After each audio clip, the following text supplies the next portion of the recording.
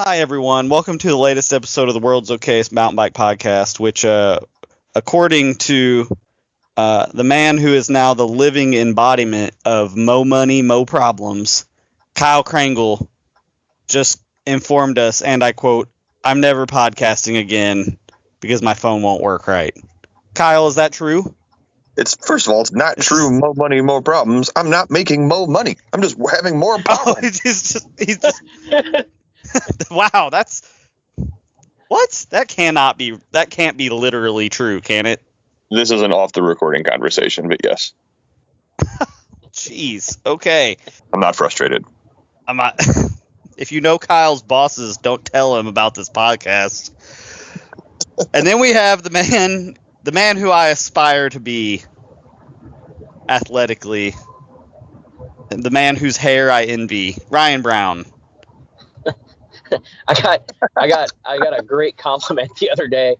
A guy I was working with at a dealer, like a new employee at the dealership. We were working on some projects together, and he goes, "How old are you?" And I'm like, 42 next week. And he's like, "Dude, I would have said you were like oddly gray 29-year-old." And I was like, "Sweet." Yeah, I don't have that. I never get that. I never get anything like that. In fact, boys, my own mother, I went to one of my niece's basketball games on, let's see, today's Wednesday. I guess it was Monday. And it was like $3 to get in. Well, I don't have cash, millennial here, no cash. So I called, my mom was there, I said, "Hey, can you go give them $3 and then just tell him, his name's Klint, and I'll just tell him when I come in." She's like, "Yeah." I walk in, it's like these high school girls running the counter. I go, "Hey, I'm Klint." And their eyes got big and they looked at me and they go, "You're Klint." I go, "Yeah." They're like, "Well, you don't look that bald to me." My mom told them I was a balding man. Blah, blah, blah. Oh, God bless your mom. Oh, no. Why? Just why? Why? It wasn't That's necessary at all. I'm just waiting for her to be like balding, overweight, ugly, probably dressed stupidly. That's going to be the next thing. Yeah, thanks, Mom. He's probably Thanks, wearing Mom. a lime green and pink shirt. I wish I was wearing a lime green and pink shirt. That'd be sweet. Anyway, so those are the woes for me and Kyle. We have our woes. But Ryan, I don't have any idea what it's about, but you told me you've got a rant. Oh, we're going to go right into it, huh? Yep. Let's just start with your rant. Well, let's just start. The interwebs got me, guys. And I was triggered big time on the interwebs. Okay, let's hear it. I try to refrain from being triggered and letting things like that on the internet bother me. But this one bothered me. And I know it's going to bother you guys too. And I hope that our mountain biking friends would agree with me. And I think most will. So there was this reel come up, like one of the short little 5-second reels come up on, I guess it was Facebook or Instagram. And it was a bike, like a skate park, right? Mm-hmm. And there's one of those little quick fold up little kicker ramps set up, right?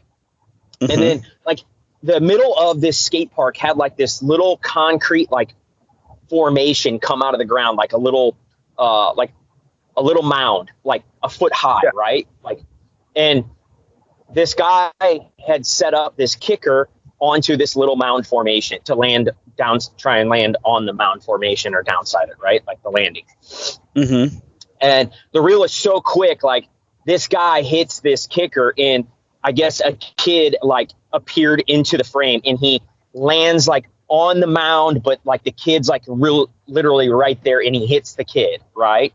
And this kid's a 3-year-old but I can assure you this is a cool kid and his parents are cool because the kid was riding a really nice Prevello Zulu 3. Very nice little kid's mountain bike. This kid's probably pretty cool, right? And not that any kid on any bike's not cool. If they're at the skate park, it's freaking cool that a kid at 3 years old or any age is at a skate park. this guy also that hits the kid is on a 180 full suspension, like Rocky Mountain, with probably 200 plus mil brakes. Okay. And like just smokes this kid. Okay. Which I get, stuff happens. Like my kid's literally been that kid at the pump track. Kyle, yours probably have too, maybe, like where in the whole time you're like freaking out and you're yelling at them like, hey, pay attention, you know, because they're zigzagging across stuff, especially when they're in the skate park area, not necessarily pump track. The comments from people on this reel were mind blowing. Like it was all these comments about great parenting and like what awful parents they are. And I mean, one guy's like, when are people going to realize these places aren't designed for toddlers? And I'm like, when are people going to realize they're not designed for 180 mil travel mountain bikes and setting up your own kicker ramps? And if you got 200 mil brakes, you better be able to stop and look ahead so you can see a kid crossing in front of you. They don't appear out of nowhere, you know? And I couldn't refrain from not commenting. So I commented, and I got a lot of likes on my comment, but I also got like a ton of those comments from people that are like, oh, some parent you must be. I even got somebody called me a Biden supporter, and I don't want to get into politics, but why does that come out in comments like this? Like, I'm like, what? Like, for real? Like, we don't need to get into politics, dude, but why would what I comment about trying to be a good parent like have anything to do with being a Biden supporter? You know? I don't sniff kids. Leave me alone. But sorry, that's my rant. I was triggered. And like the thought that a skate park isn't designed for kids, it's designed for kids. And if you're an adult, be there, be aware, and be responsible. And yeah, things might happen. You might hit a kid accidentally. Pick the kid up. Hopefully everybody is okay. And give them a high five and encourage them to keep doing it. Sorry. Oh, man. I'm done. Yeah. I got an appointment here in a little bit, and it's going to go great. Ryan, I almost wrote a master's thesis for philosophy basically on physical bravery, and basically the idea would have been that, like, it's okay if your kids get hurt. Like, we need to stop, like, thinking that an injury is the worst thing. Right. It's one thing, like, you know, if they die or get paralyzed, that is. But, like, the odds of that are very low doing anything.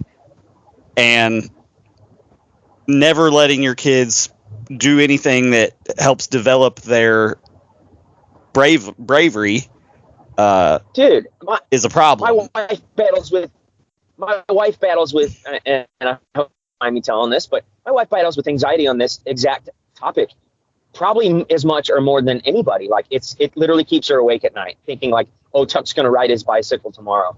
Like it's a major fear. But she knows exactly what you just said. Like there's a point to like helping him overcome physical fears and like be brave about trying things and you know pushing your body. But I also got to say, Clinton, I don't know if that's where the people's comments were going. Like this whole like child protective services thing. I think it was more comments of people being like, oh, where's the parent monitoring this kid kind of thing, you know, or making sure the kid doesn't roll out in front of the jump. Or it was people commenting like, why are kids even there? I don't think it was like you're a bad parent because you let your kids ride a bicycle at a skate park. Yeah. I could be wrong. Most of those comments are non-parents anyway. But I will say this is non-parents. This is what the internet does. People always go straight to the worst possible interpretation. Perfect example right here before, you know, we actually get into other stuff is there was a video that came out like a couple weeks ago of like a woman was running a marathon, and at the end of the race, right before the finish line, her husband and two little kids were there, and the husband kind of like sent the kids out to like cross the line with their mommy. All right. And she just kind of like shrugged them off because she ended up winning her class. All right. Now, in the three of us have, you know, good marriages. Yep. So even if that wasn't the right move, that's not like nothing bad happened or whatever. You know, a normal human could just say, if the wife was actually mad about it, could be like, honey, you know, after the finish line, don't do that again. And then the husband can go, oh, sorry, babe, my bad, I won't do that again. Yeah. And then it's over, right? We move on. Yeah. Dude, the comments were like, he can't stand to see his wife succeed. He wants her to fail. He doesn't care about the work she put in. I'd divorce him. I mean, these people were like going insane, right? Like this husband was like, hated his women so much that he was trying to ruin her race. I'm like, are you like, this is like, quit projecting your own selfishness and inability to have a relationship on these people. And guess what? Turns out the wife did an interview later after she saw these comments, and she had asked him to do that, but the only reason she didn't stop is because she was winning. Yeah. But she had asked him because she just thought she'd be in the middle of the pack somewhere and thought it would be fun. Like, he literally was doing what his wife asked. And people, you're way more ignorant to situations than whatever the little clip on the internet shows you. So maybe let's just not interpret things the worst way imaginable and maybe give the benefit of doubt for things we don't know anything about. Well, I even seen some comments on this because it had thousands of comments, right? Like, somebody was like, jokes on, like, because I had all the people like complaining, like, jokes on you. It was actually the kid's dad that hit him. You know, it's like, oh my gosh, you know, like, I've been there, right? Like how about, here's another thing, people. If it involves my kid at the skate park. Oh yeah. If it involves a child, especially your own child, and like a fail, this is going to blow people's minds. You don't have to put that on the internet. It can just be a thing that happened in your life that's private. No one else has to know about it. Nope. No one needs to know. Move on. No. You don't have to. I mean, you don't have to go ask for it. Anyway, that's a good rant, Ryan. You got us all right. You got me riled up. Yeah. Kyle's too tired to be riled up. So. I couldn't sleep. I was so wound up on it. I didn't sleep. Like, I was so like mad, like, because I love like I actually last night I was in my hotel. So this was Monday night that I got all triggered. And then last night I was in my hotel and there was actually another reel that popped up. And it was this dad and this little kid. This little kid's on a PW50. I think I shared it.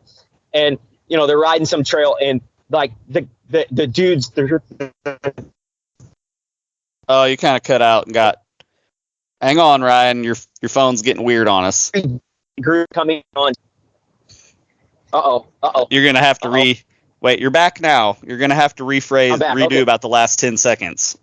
All right, real quick. Sorry. So there was this video, a kid on a little 50cc dirt bike riding trails with his dad, and this group is coming head on. So they veer off the side of the trail, and everybody in this group that came by the opposite way stopped and high-fived the little kid and like you know, woohoo, like encouraging this. Why can more people, even if you don't have kids and you don't understand what it's like to interact with little kids like that, like how hard is it to be encouraging about it and be like, yeah, this is awesome. Like, just like whatever it is, it doesn't have to be even stuff like riding dirt bikes and bicycles, like, which is the coolest thing in the world. But like, if your kid's like doing an awesome knitting job on the edge of the driveway while the other kids are like high-fiving that kid and be like, you're an awesome knitter, you know, like, gosh, like, I don't know. I was triggered. I'm sorry. I know we got a ton of other good things to talk about. So I'm over it. Today's going to be a great day. Well, okay. So here's. Go ahead, Kyle. I have literally 3 minutes until I have to get off. So let me comment real quick. So right.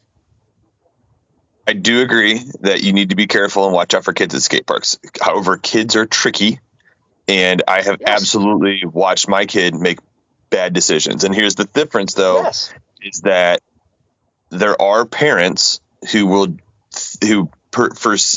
like use the skate park and/or pump track as a babysitter while they scroll through their phones and do no management. They don't teach the kids about trail etiquette. They don't teach them about park etiquette.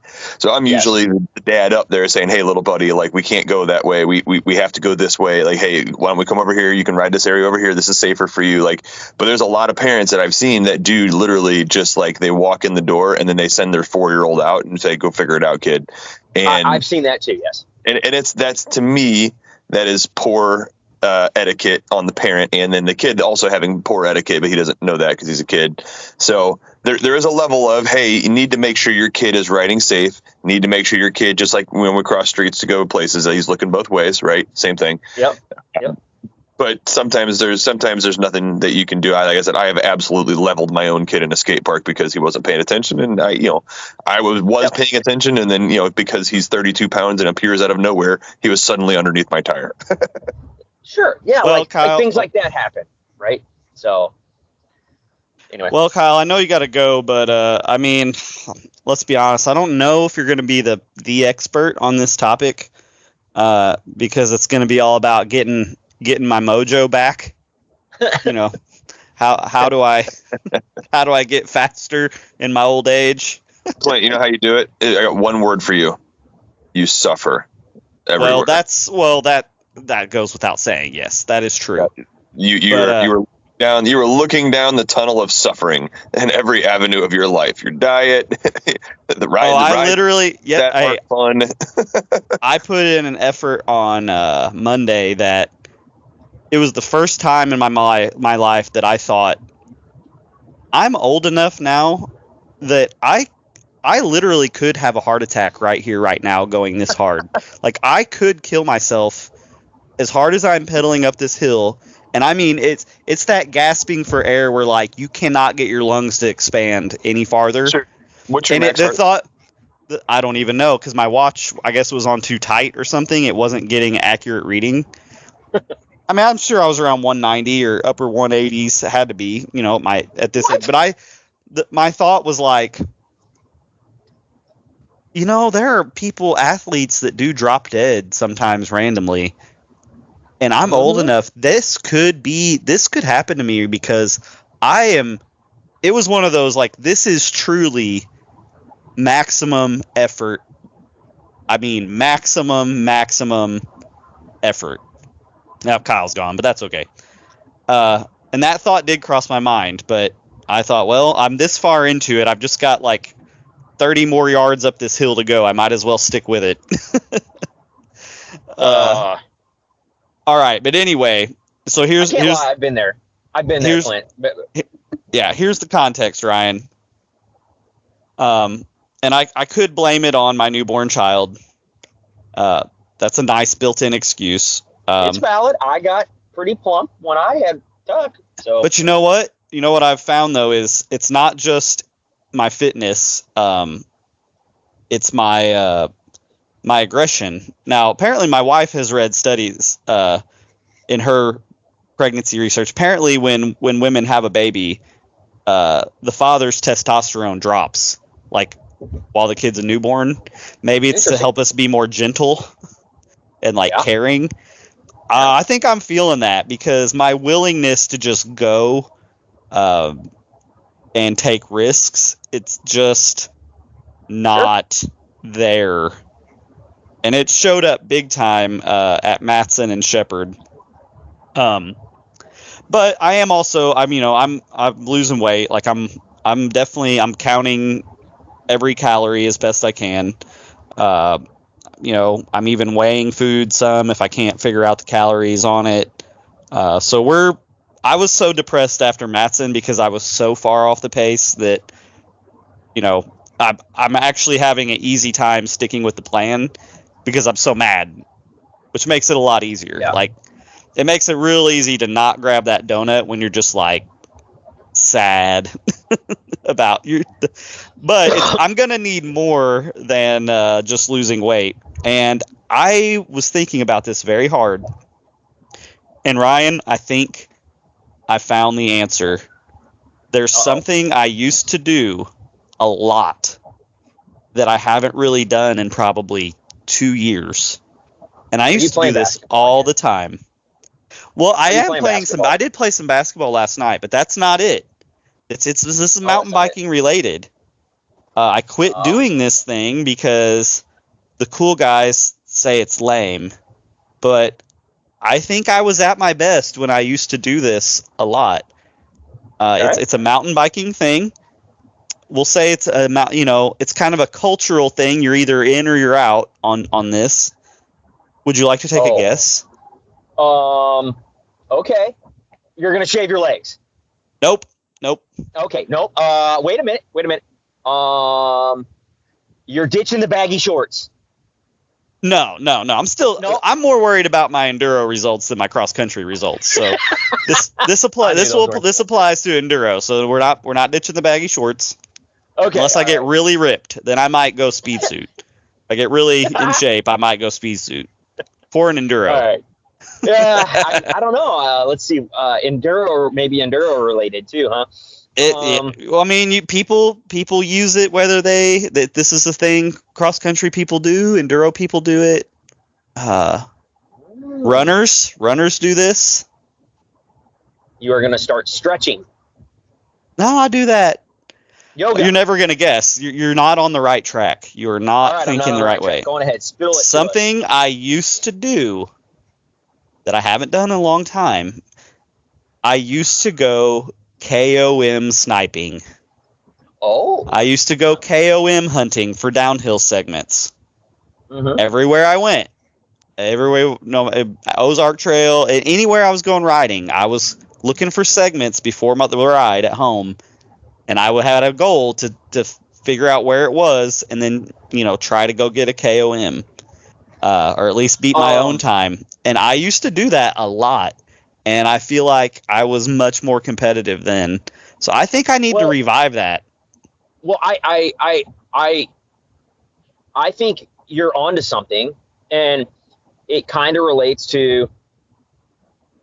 It's kind of like you're creating your own interval training in a way, right? Like you're not a huge techie with like gadgets to help you train, like power meters or anything like that. No. So like for you, it's a way to gauge like, hey, I can go after this interval on this ride, and like so it's say the KOM's 3 minutes.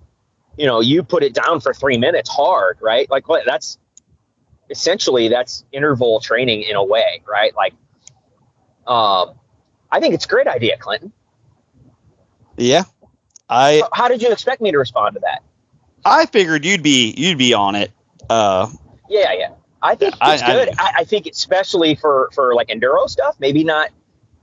I think it's good for cross country. I kind of do that too. Like I don't like look up new ones. I probably should, but like if I look at like a result, maybe a PR or something, and I'm like, I see like, oh, I'm in the top 30, like then all of a sudden, like for me, I'm like, all right, I'm going after that one. You know what I mean? Like, and I'll start like trying to drop my time. There's one at Lost Valley that it's the middle section beaver time. It's it's got kind of that little bit of rocky tech sections. And I love going after that one. I'm nowhere near the top on that. I think there's guys closer to the 3 minute mark, and I'm right at the 4 minute mark. But still, like, so I can relate to what you're talking about. Yeah. Well, and it also was a way to get you used to riding at intensity, like real intensity. Mm-hmm. Because even, the last 2 races I've done, at the bottom of the stages and stuff, I had more in the tank physically. But because of the conditions, I just wasn't willing to put it all out there. Sure. And it really showed in the results. Of course, this leads me to my next thing here.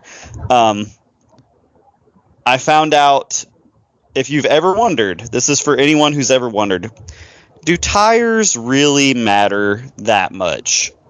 Right? The best rider's going to be the best rider either way, right? That's the idea. After racing at Shepherd Mountain last weekend, I can now say beyond the shadow of any doubt that your tires, depending in a certain condition, can absolutely mean everything. Can be the difference between going comfortably fast down a trail versus literally walking that same trail. So, I guess I'm not surprised. One of your things is tires. Well, but But this isn't even this is more of a general, because I used to think, okay, sticky downhill tires, they feel nicer, they definitely have more grip, you feel more confident, but like you can pretty well ride anything anywhere if you want. Well, what I found out at Shepherd that last Saturday morning is during practice it was totally wet. And I mean, every rock was as wet as it could be. And I was on the same tires I was on at Matson, which was also a decently wet, slick race. But the difference is, most places in Missouri and in the United States, the rock that you're riding on, it's not volcanic mountains or hills, it's limestone. And so the rock is very shelfy. So when you're going down a hill that's eroded, it's like going down stairs, right? It's these flat planes of rock that stick out. And when you're going down those in a straight line, you don't, even if you're on cross-country tires, your momentum's just kind of taking you straight down the hill. Right. So you don't really notice the issue. But at Shepherd, which was a volcano, the rock is chunks that are sticking up and pointing literally every direction possible at all times. Like you're not going down stairs, you're going down toasters and refrigerator-sized rocks that are all pointing. Some are pointing at you, some are pointing down off camber, some are pointing back, the other way, whatever. Yep. And even on sections that weren't even steep, I was on my 4C compound, like trail casing, fast rolling tires. And I kid you not, like every rock I hit, I was going sideways off of them.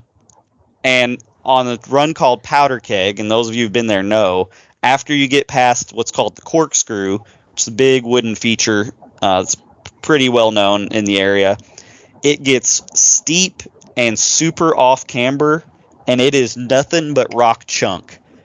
And I literally could not ride down it in practice because my tires were just sliding off of every surface. And I was freaking out. And go ahead. Was everybody else complaining about the same thing, though?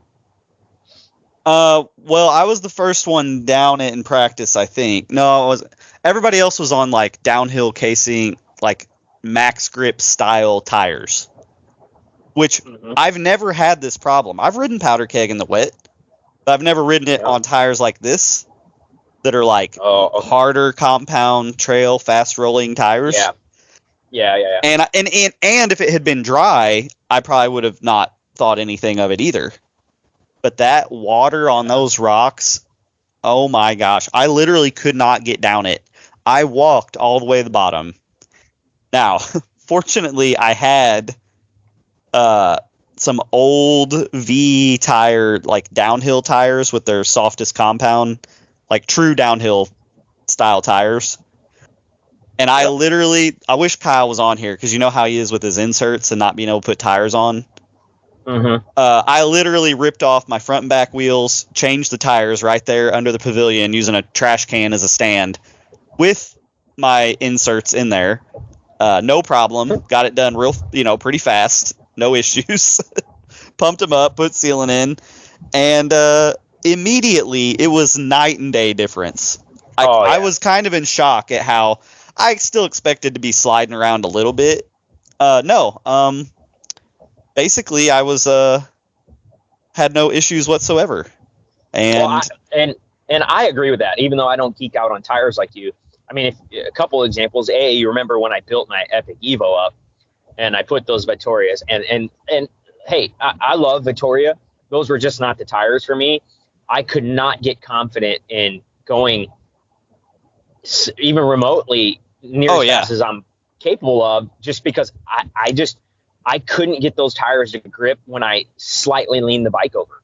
Oh, that Sierra was hard. That Sierra, those knobbies are hard as rock. Like, it is not a wet conditions tire, because it will just slide right off roots. Like, no, and I switched tires, and as soon as I switched tires, I'm like, oh, I love this bike. Like you guys remember, and you guys probably remember on the podcast, I was even like, I don't know if I like this bike, like an S-Works Epic Evo, like full built to the max. I was like, I don't think I like this bike. And then I switched tires, and I'm like, oh, I love this bike. And then the other example is just, and I think it's relatable enough, and we talk enough about dirt bikes on here, but just last weekend or 2 weekends ago, me and my family, we were down riding at St. Joe, and there's this cool spot back in Trail 300 that is like all these big like waterfall rock shelf areas. And my brother and I have pretty much identical dirt bike, like the same exact dirt bike, same exact suspension setup. Like they are literally identical. You can jump off one and on the other, and you don't know which is which, right? But his is brand new, and he hasn't pulled off the stock tires with tubes, and they're not a gummy tire. And I run a gummy tire with basically an insert like you guys do in mountain bikes. It's a moose. Mm-hmm. It's an insert essentially. And the difference in what I was able to do on that rock shelf waterfall area versus him was astounding. It wasn't like a slight difference, like, oh, he could kind of make this. He literally would sit there on this and like be off the bike pushing it or on the bike, and it's just spinning like it's doing a burnout, and he's like not even trying to, and I can just literally my tire doesn't spin at all. So just chug a lug up absolutely. Yeah, absolutely. Tires make and really anything. I mean, you can compare it to a crappy tire you put on your car or truck, and then you put a nice tire on it, or vice versa. You're like, oh, these are way better, There's a lot of variables that go into it. What, like you said, with you guys had a lot of wet and rain, but the next time I'm like, sure. I'm gonna put I'm gonna get the fast roll tires for Shepherd. Next time you hear me say something like that, both of you just be like, no, don't do that, Clint. It's a downhill park. Get the downhill tires, because, dude, it was. I've never had that experience on a mountain bike ever yet. Like I've never walked a trail that could be ridden down. Like, and that includes a lot of sections that other people have had to walk or whatever. Like, in the early days, the waterfall on Cannonball was like a place that a lot of people were like, I can't ride. I'm not riding that. I've never walked anything that other people were riding. Like never. Yeah. And I literally was walking down Powder Keg, like just I was about to leave. If I had not had those tires in my truck, I would have left and just been like, keep my money, I'm out, can't do it. Now then my race was still not good, because I was just I rode very, very far, well inside the comfort zone window, because I was like, I just need to get out of here, go to my daughter's ballet recital. Like, we are not taking chances today. Not at all. I didn't, and the results showed it. Hey, Clint, I'm back. Well, Kyle, you missed it. I was telling Ryan how I quick changed downhill tires with inserts under the pavilion at Shepherd in a big hurry with no problem. So here, actually, that brings me to my next question. So and I loved that Pink Bike did this, but they've had 3 articles in the past 90 days talking about inserts and talking about, are inserts a thing of the past? Was it a fad? And I loved it because I'm so tired of this monstrous high volume insert that I have in the rear that I will never install on my tire ever again. So they did enduro bike checks, real weight bike checks, and downhill bike real weight bike checks. And one of the questions in the standardized questionnaire was, do you run inserts? And almost nobody on a downhill bike runs inserts at all, which is crazy to me. Yep. And then very, very few people in enduro bikes run inserts, and almost nobody runs a front insert. Some people, very few, like 4 people out of the 20 interviewed, run rear inserts. Most people don't run inserts. So I I have only ever broken one rim in my life. And it was an XC rim that I was riding. It was a 1,300 gram wheel set XC rim that I was riding at a pace well beyond what that wheel should be at through rock gardens. And so that one had it coming, but I've never broken an actual nice enduro wheel. I think part of it's because I'm not incredibly fast. And the other part is that I'm pretty good at line choice, and I ride with a bit of finesse. So I'm trying to figure, but I've never wanted to have to deal with a warranty. I have access to the shop stuff, and I work with a shop, but like, I just don't want to have to go through the process of telling anybody I broke a wheel, I need a warranty, right? Like that whole process sucks. It's uncomfortable for everybody. Anyways, so I've run inserts since I started doing racing enduro. What are your thoughts? And are you inserts for life? I'm thinking about dropping a front insert entirely, and then just moving to an XC last ditch effort style insert in the rear that is easy to manage, easy to install, but offers some level of protection. Okay, so a couple things real quick. Number one, all those bike checks are the bike checks of professional athletes on teams, especially the downhill racers. The downhill racers just have to get to the bottom of the hill for one run. And if their wheel, by the time they're done, has like 5 flat spots in it and is wobbly, it doesn't matter. They don't have to pay for a new wheel. They don't have to go do another run. It's done. Like, they just trash it and get a new one. But so there's that. On the flip side of that too, that wheel does have to make it to the finish line, and but they only get one shot to put a time on the board. So like, to me, I would think that you would put anything you possibly could to ensure that wheel makes it to the end. And if they don't think that an insert prevents catastrophic failure, then that's interesting to me. No, it doesn't. No. So I'll give you an example. I one time got a wheel set from a guy just cheap because I just wanted cheap wheels, like for Shepherd. They were brand new though. They were takeoffs. This rim was perfectly straight, brand new. I did one run down Powder Keg with an insert, mind you, but I was only running, 28 PSI or whatever. And I got back to my truck after this one run. I had 3 flat spots. Now my tire, and it was still rideable. My tire still had air in it. I might have burped a little bit here and there, but I had already, once you start doing that to a rim, it's just a matter of time. And here's another thing, Kyle, is I was at the BMEs at Shepherd both years. I only got to race the second year, but the amount of broken wheels that I saw there was astounding. A huge part of the insert thing is, where do you ride? It's not even how fast you ride, it's where do you ride. So for example, somewhere like St. Louis, like Arkansas, places where Ryan and I were talking about this earlier, where the rock is more ledgy because you're on a hill that's like limestone based or whatever, so there's layers and it's more like stair steps.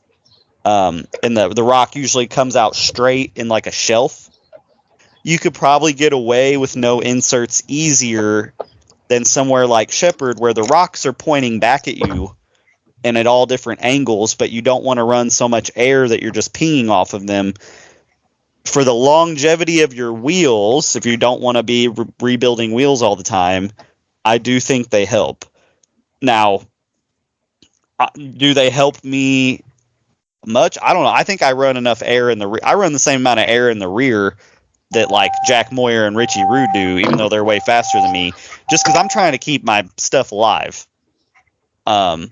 Those guys, I mean, Richie Rude, someone told me at Shepherd, I think the first year, in practice, he went through like 6 rear wheels on the 2 practice days. That seems insane. And then, figured out where to not do that during race day to finish the race. But I remember walking around down at the pits, like, wheels were being built constantly everywhere.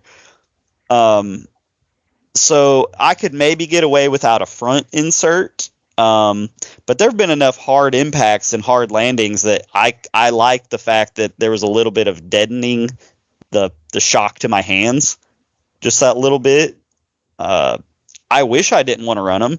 I'll give you another one. For the BT Epic, I'll probably fork out the money to get the XC insert from Vittoria that you can run flat for a little bit, because with less, maybe a mile to go last year, I punctured and didn't have an insert in and had to stop, and took me like 5 minutes at least to get fixed because I didn't want to destroy my carbon rim.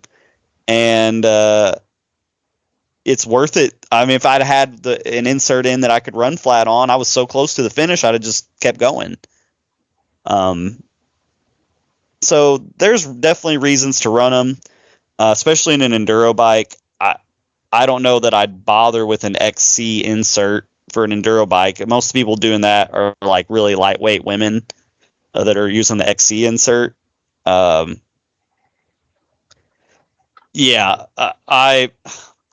wish I didn't have to run them. I wish I didn't think they helped, because it would make life easier swapping tires. But I'm running them, and the inserts I had, these Vittoria ones, I think they stretched out just a little bit, and so when I was reinstalling the tires, it was really not hard at all. They were just a hair looser than they were when they were brand new. So it made me able to get them in. I put one side of the tire on and then put them in, and it wasn't like this battle to get them stretched over the rim. And it really didn't slow me down at all. I was able to put them on very easily, but the rim strike protection was still there, just like it would have been before. So I'm probably going to remain an insert guy on the enduro bike, just because it's more about just not having to buy new rims as often. Right. Well, and I'm running those Santa Cruz Reserve wheels, which is, a blanket, no questions asked. You break the wheel, we replace it, warranty forever kind of thing. So I guess I shouldn't worry about it. But again, too, is like, I just don't want to deal with it. It's stressful. Warranty work is just stressful. It's stressful helping you guys get warranty work. It's stressful for me asking for warranty work. Like, I hate it. It sucks. If I was on carbon wheels on my enduro bike, I might go without them, because the only carbon wheel breaks I've ever had have been from strikes hitting from the outside, from like the side, where the impact never went through the tire to the top of the rim. It hit sort of catty corner to the outside edge of the rim, where an insert would have done nothing anyway. It was like straight to the carbon. That's how the ones I've broken, the insert wouldn't have made any difference. Actually, right. I had inserts in. I know they wouldn't, because I had them in there. They didn't do anything because the insert never came into play. The rock just hit the side, and that was kabang. That was it. Yeah, we'll see. So I do know that I am completely done using that rear insert that I've got. I fought that thing so many times, and that last battle I had with it was like, I'm done. I'm not doing this again. So that when that one comes out, it will not go back in my wheel. I got to figure out what I'm going to do after. I don't know. Maybe I give a Vittoria a try, because I'm with you. And it's the thing is that I'm running a double down, not an actual downhill casing. I don't know. Well, you're going to hate them when they're new, though, because they're a lot harder to put in when they're new. What about the new one? So what's the new? So that's the old airliner, and then they did a new airliner too. Yeah, I've got the new ones. Which one is easier to install, the old one or the new one? Oh, the old one's much easier, because you can make it as tight or as loose as you want. It's way easier to put in. Oh, got it. And it does that one's like that's a one piece thing that you connect, right? Yeah, and you can run flat on those too. They weren't bad. Like I don't think they were the new ones are a little more like a cush core, where it's always pushing out on your sidewalls to give you a little more support. They're a little lighter, I think, overall. But the old ones, yeah, you cut the length however you want and then zip tied them. And I actually did run flat, like down trails on those every once in a while. They were not bad at all. I've got one in my basement. I think it's a large though. I mean, it's really probably too big for what you're running. What size width tire are you running on the back? Right now, my double down is a 2.4 Maxxis 27.5.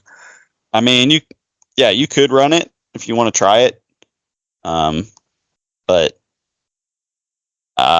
it will take up a lot of volume in there. I probably will move to a trail insert. I don't know about an XC, but I probably will move to a trail insert just because I think that'll offer enough protection to keep me from destroying something on a single impact. I'm not a competitive enough of a racer where I ever need to run anything flat. Like, you know what I mean? Like, there's no race I'm going to do where I think to myself, I'm going to risk destroying an $1,800 wheel so that I could ride out and finish this race and be in podium position. I don't care. Like, if I blow a tire and I've got 30 seconds left in the stage, I'm just gonna hop off the bike and walk through it. Like, you know what I mean? Like, my equipment is more important to me than placing in a race. I kind of don't care. Yeah. Excuse me. Okay. Well, I think we're up on a time limit here. Ryan, Kyle, you have anything else? Oh, Ryan's gone. Okay, Kyle, you have anything else? Everybody's in and out on this thing. What happens when we do these during work hours? Shh. Yeah, no. Actually, let me check with my boss if it's okay. I got a mirror over here. Are we good? Yeah, I'm good. Yeah, no. Let me look at this right now. I can tell you. So I have 57 unread emails currently. Okay. Well, then we're gonna stop, and I'm gonna try to get this thing posted. So appreciate you and Ryan bouncing in and out. It's all good. But yeah, you missed the whole discussion about how Klint's going to get his mojo back. I guess you need to make the guess. Ryan couldn't guess what it was that I was going to start doing that I used to do a lot and haven't been doing. It is mountain bike related. It is bike related. He thought it was playing basketball, which I am doing again for fun, but do you want to take a guess? I said lifting weights earlier, but you said that you're still doing that and you haven't stopped. No, hill repeats. I don't know. Nope, been doing those. The answer was KOM hunting. Downhill segments, just anywhere and everywhere that I go. I used to do that a lot. I don't have any probably anymore because everybody else got fast too and has taken them back from me. But I used to do that for training, and I think I was at my peak back then because it was intense. It was like going to a race. Yeah. So, no, it's like that high intensity stuff helps. Yep. All right. Well, we're gonna end this now. This is only 48 minutes recording, so good for us. Thanks everybody for listening. If there's things you want us to talk about, just get at us at okayestmtb@gmail.com or go to our Facebook page and leave us a comment, send us a message. Appreciate your listening, and hopefully we'll do another one, within a week or two. See ya.